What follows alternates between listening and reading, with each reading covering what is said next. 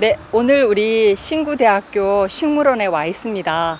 지금 제가 서 있는 곳은 신구대학교 식물원 소개해주는 이런 걸 이렇게 소개 정보, 그죠? 이 보드판이 보이고요. 그래서 신구대학교 식물원 안에는 보면 전시관도 몇 개가 있고요. 또 다양한 숲속 쉼터 이런 것들이 잘 이렇게 짜여진, 규모가 엄청 크진 않지만 이 규모 안에 담을 수 있는 것을 다 담아놓은 그런 좋은 식물원이라고 저는 개인적으로 생각을 합니다. 혹시 여러분도 기회가 되시면 이제 서울 근거리에 있으니 신구대학교 식물원에 오셔서 많은 것들을 배우시고, 또 수목들이 많이 있으니 수목 생리에 도움이 되는 이런 것들을, 식물을 보면서 자연을 사랑하면서 공부해 주시기를 바랍니다. 참고로 여기 식물원에 들어가는 입장료는 살짝 있습니다. 그것을 지불하고도 얼마든지 여러분들이 보상받을 만큼의 좋은 식물원이라고 생각을 합니다. 자, 저와 함께 식물원 보러 들어가겠습니다. 네, 식물원에 오니까 너무너무 공기도 좋고, 소위 우리 맨날 피톤치드 얘기 많이 하는데 꼭 침엽수림 아래가 아니더라도 숲이 가지고 있는 음이온이라든가 이 신선한 산소와 이 공기들이 아주 저를 너무너무 행복하게 하고 있고요.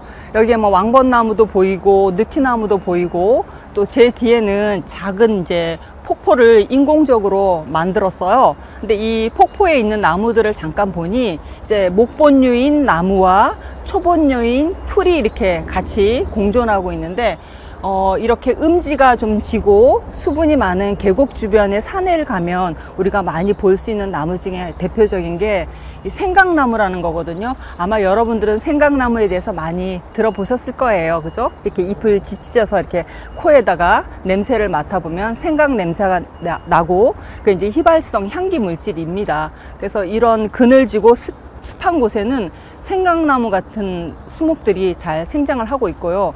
그 외에도 이제 초본류들은 고사리류라든가 비비추라든가 여기 바이치라든가 이런 종류들의 초본류들이 보입니다. 우리가 수업에서 목본류와 초본류의 구분은 늘 하기 때문에 제가 이 시간에 따로 하진 않고, 그냥 이 식물원에 있는 식물들이 너무 좋아서 한번 여러분들에게 식물 구경을 시켜주면서 눈 호강하시라고 잠시 찍어 보았습니다. 잠시 보시고 저는 빠질게요. 짜잔! 소나무 있는 데로 잠깐 왔는데요. 네네네. 소나무에 대한 식물 생리적 이야기가 참 많을 것 같아요. 꽃 이야기라든가 수분 생리라든가 네. 강합성에 관련되어진 그런 이야기들을 한 3개 정도 주제로 나누어서 가능한가요? 네, 알겠습니다. 네. 소나무를 가지고 충분히 얘기할 수 있을 것 같습니다. 네. 알겠습니다. 교수님 부탁드립니다. 네, 저는 이제 알겠습니다. 잠시 나가서 교수님의 이야기를 듣도록 하겠습니다. 네. 알겠습니다. 지금부터 제 시간이네요. 일단은 제가 소나무를 설명하기 전에 이 솔방울을 주워서 여러분들께 어떤 식물인지 간단하게 살펴보도록 하겠습니다. 먼저 우리는 사과나 배 같은 이런 열매 형태로 되어 있는 안에 씨앗이 있는 그런 속시 식물이 있고요. 자, 여기 보시면 각각의 이 솔방울 자체의 안쪽에 씨앗이 바깥으로 빠져나가는, 그죠? 안쪽이 벌어지게 되면 씨앗이 보이게 되겠죠. 그죠? 이렇게 거시 식물이라고 얘기합니다. 여러분들은 생각은 어떠세요? 거시 식물이 오래됐을 것 같아요? 속시 식물이 오래됐을 것 같아요? 네. 거시 식물보다 속시 식물이 더 진화한 그런 식물이라고 얘기할 수가 있겠습니다. 네. 거시 식물 같은 경우는 자식을 안에 보호하는 그런 수단이 마땅치가 않죠. 그죠? 그래서 열리게 되면 자식들이 그대로 환경에 노출되는 그런 현상을 볼 수가 있겠습니다. 네, 그래서 거시식물인 소나무 같은 경우가 조금 더 오래됐다라고 얘기할 수가 있겠습니다. 네, 그러면 이제 본격적으로 들어가 볼까요? 소나무 같은 경우는 1년에 몇 번이나 자랄까요? 네, 우리가 고정 생장을 한다라고 얘기를 하는데요. 1년에 딱 한 번 자라게 됩니다. 그죠? 그래서 작년에 만들어진 눈에서 일단은 4월, 5월, 6월 달까지 계속 순이 나와서 길어지게 됩니다. 네, 제가 순을 잠깐 한번 볼까요? 여기 있으면 여기 순이 있네요. 제가 뜯어 보겠습니다. 네, 쉽게 잘리네요. 그죠? 이렇게 잘리게 된다는 것은 아직 목질화되지 않았다는 뜻입니다. 그죠? 그래서 우리가 지금 이 소나무 같은 경우는 전종도 되게 많이 하는데요. 이 목질화되지 않았을 때 이렇게 뚝 끊어주면 바로 목질화된 것을 어려운 점을 해결할 수가 있게 되겠습니다. 그죠? 그래서 6월달 정도까지 목질화되고 7월달까지 계속 이어지는, 그리고 8월달부터는 완전히 목질화되면서 우리가 작업하기가 매우 곤란해지는 그런 습성을 가지고 있습니다. 예, 우리가 대부분의 식물들 같은 경우는 1년에 몇 번 자란다고요? 여러 번 자랄 수가 있는데요. 이 소나무 같은 경우는 1년에 한 번 자랍니다. 그래서 나이를 한번 확인해 볼까요? 나이도 한번 확인해 보면요, 우리가 여기 가지가 있잖아요. 그죠? 가지가 있으면 한 번 꺾이는 데가 1년 자랐다, 이렇게 생각을 하시면 되겠습니다. 제가 한번 나이를 한번 추측을 해 볼까요? 자, 마디가 한 마디, 두 마디, 세 마디, 네 마디 쭉 가다 보면 전체적으로 여기까지 한 20마디 정도 될 것 같습니다. 그리고 이 높이 같은 경우는, 이 각각의 높이 같은 경우는 이 전체에서 밑에서부터 여기까지 어느 정도 자랐을 것이다, 이렇게 예측을 해보면요, 한 10년 정도, 그래서 전체적으로 합치면 한 30년 정도 나이가 된 것 같습니다. 계략적으로 여러분들 아시겠죠? 그죠? 그래서 마디를 계산을 한다 그러면 여러분들이 나이를 알 수가 있다 라고 생각을 하시면 되고요. 또 한 가지 소나무의 특징이 또 뭔가요? 양수라는 게 특징이죠. 그죠? 그래서 양수기 때문에 잎이 바깥쪽으로만 나오게 될 수가 있습니다. 안쪽에 있는 잎들은 광합성을 하기가 되게 곤란해지고요. 빛이 적어지면 잎이 갈변하게 되죠. 그죠? 그래서 제가 보기에도 여기 있는 잎들 한번 보실래요? 보시면 잎이 이미 갈변했죠. 그죠? 그래서 자기 잎에 의해서 나머지 잎들이 누렇게 뜨는 현상을 볼 수가 있겠습니다. 다른 나무들은 어떨까요? 여러분들 음수와 양수를 확인하는 방법 제가 하나 알려드릴까요?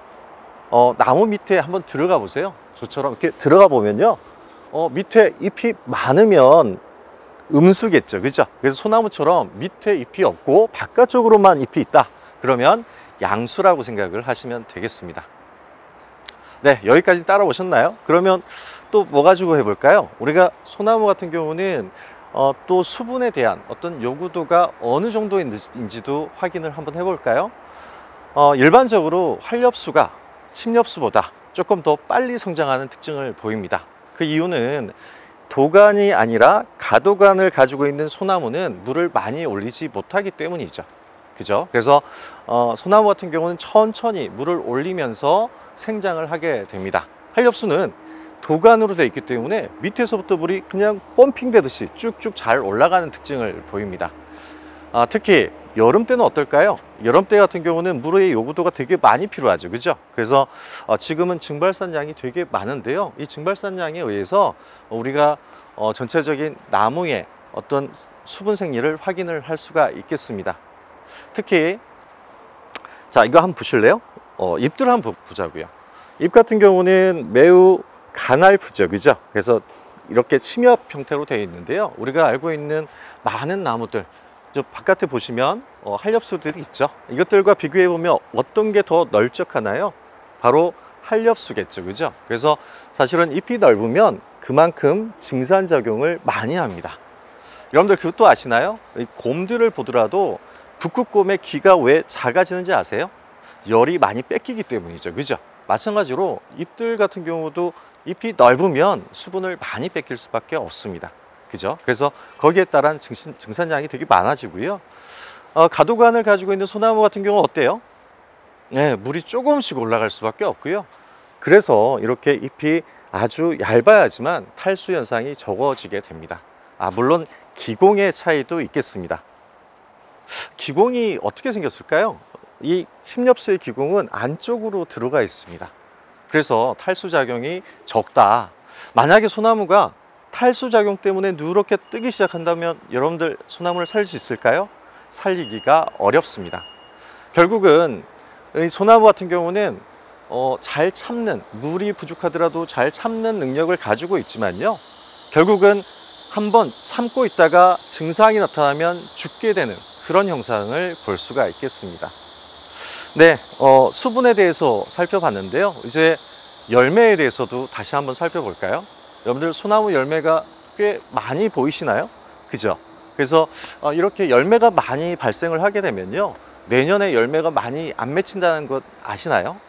그죠? 그래서 이렇게 한 해에 에너지를 다 써버리면 그 다음 해에는 열매가 많이 맺히지 않습니다.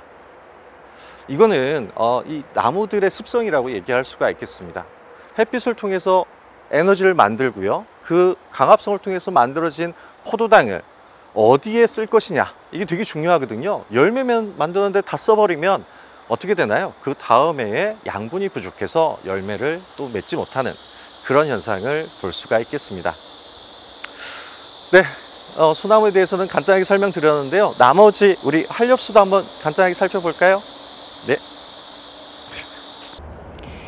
교수님, 그 증산작용 보통 보면 이제 가도가 아닌 침엽수 소나무를 예를 들면은 여름 기준으로 1시간에 한 1m에서 6m 정도 물을 올린다고 하더라고요. 근데 하렵수인 경우에는 증산작용을 활발히 하다 보니까 1시간에 뭐 40m까지도 물을 올린다는 그런 뭐 기록도 있고 하니까 좀 그런 부분에 있어 하렵수 얘기를 조금 더 해주시면 좋을 것 같고요.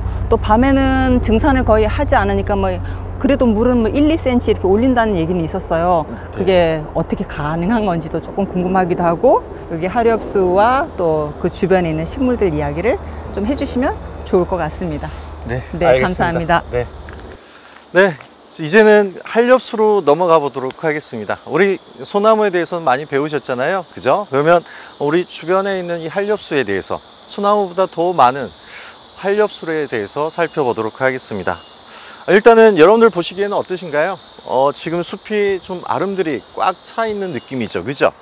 이렇게 될 수 있는 이유는 뭘까요? 바로 음수라고 하는 식물들이 자라기 때문입니다, 그죠? 그래서 우리가 양수 같은 경우는 햇빛을 많이 필요로 하지만, 음수 같은 경우는 위에 있는 교목층, 위쪽에 있는 교목층 아래로 햇빛이 들어오는 그 적은 양 가지고도 살아갈 수 있는 게 바로 여기 있는 음수다, 이렇게 생각을 하시면 되겠죠, 그죠?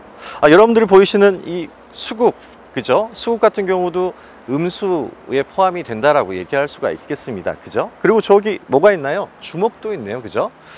주목 같은 경우는 중용수라고 얘기하는데요, 음지, 양지에도 다 잘 자라는, 그럼에도 불구하고 음지에 자라니까 음지식물이라고 얘기할 수가 있겠습니다. 여러분들이 음지에 어떤 걸 심을지 고민할 필요가 없겠죠? 저거 심으시면 되겠습니다.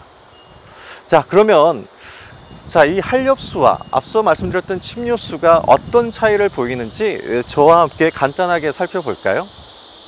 자, 기본적으로 물에 대한 얘기부터 해볼까요? 우리가 소나무 같은 경우는 앞서 말씀드렸듯이 아주 얇은 가도관으로 되어 있고요, 이것들이 연결성이 되게 아쉽게 되어 있습니다. 그래서 그 속도가 되게 느리죠, 그죠? 그래서 여름철에 한 4m, 6m까지 올라갈 수 있는 그런 능력은 가지고 있지만, 한렵수 같은 경우는 3, 40m까지 올라간다라고 얘기합니다. 그만큼 물이 올라가는 속도와 양이 다르다는 거죠, 그죠? 그러면 식물이 물이 올라가는 그 원리는 뭘까요? 바로 삼투압입니다. 우리가 햇빛에 의해서 물이 많이 빠져나가는 것을 알 수가 있습니다. 잎에서도 줄기, 가지에서도 햇빛에 의해서 물이 빠져나가는 형태를 볼 수가 있는데요, 이렇게 물이 빠져나가면 어떻게 되나요? 이 식물 자체에 있는 농도가, 물만 빠져나가니까 고농도가 되겠죠, 그죠? 그래서 토양에 있는 물보다 식물체에 있는 농도가 고농도가 되면 물이 딸려 올라가는 그런 형태를 볼 수가 있겠습니다.